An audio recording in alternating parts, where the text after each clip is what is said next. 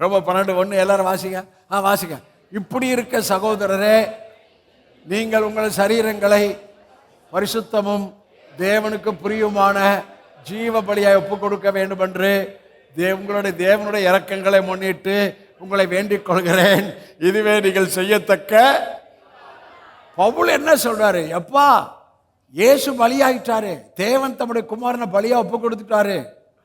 இப்ப நீங்க உங்கள் சரீரங்களை பரிசுத்தமும் தேவனுக்கு பிரியமான ஜீவ பலியாய் ஒப்பு கொடுக்க வேண்டும் என்று வேண்டிக் கொள்கிறேன். நம்ம சரீரத்தை, சரீரத்தின் அவயவங்களை ஜீவ பலியா ஒப்பு கொடுங்கப்பா. இதான் நான் டெய்லி செய்கிறேன். காலையில் சொல்லிடுவேன், எப்பா இன்னைக்கு என் சரீரத்தை, சரீரத்தின் அவயவங்களை ஜீவ பலியா ஒப்பு கொடுக்கிறப்பா.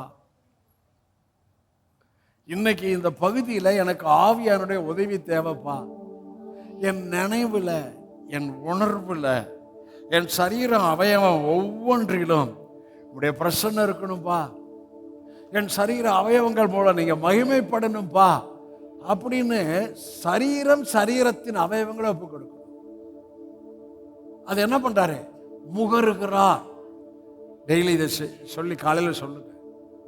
அப்போ ஒப்பு கொடுக்குறேன் சரீரத்தை, சரீரத்தின் அவயவங்களை ஒப்பு கொடுக்குறேன், ஜீவபலி ஒப்பு கொடுக்குறேன் அப்படின்னா முகருவார். அவர் முகர்ந்தோன அவருடைய அந்த பலன் வரும். அவர் முகந்தோன அன்னைக்கு முழுவதும் வேலை செய்வதற்கான வேலை சரீரத்தில் பண்றீங்களா, ஆவியில பண்றீங்களா? ஆவியிலையா? ஏங்க உட்கார்றது, எந்திரிக்கிறது, வேலைக்கு போறது, சமையல் பண்றதெல்லாம் சரீரத்தில் தானே பண்றீங்க.